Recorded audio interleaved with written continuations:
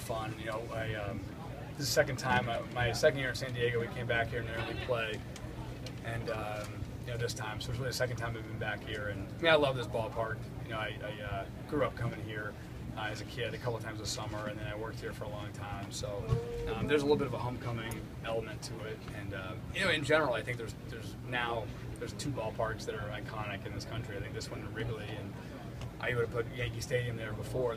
Those three places, they're just different. You know, I love some of the new ballparks, but there's not the same feeling when you go. So I think even if I didn't have all that history here, I would still feel different coming here than I would other places.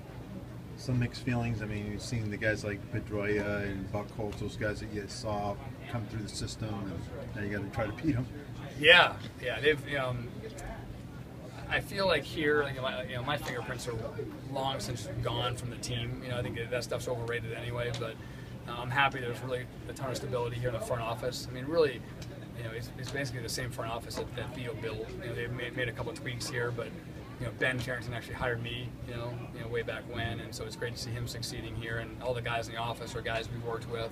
And I think that continuity is a big part of their success. You know, they've been able to, you know, create the same thought process, same systems, and you know, that makes me the happiest. The player side, it's weird for me. You know, I was in New York this year and saw Ellsbury. I realized, like, you know, drafted, you know, played here, and then now he's gone as a free agent. So that kind of makes me feel old. You know, and Pedroia has obviously signed a huge deal and stuff. So, you know, the guys that were here when we had a lot of success in '07 are mostly, you know, getting, you know, their veterans are moving on, but the biggest fingerprints are certainly in the front office, and it's fun for me to come back and see that continuity, that stability.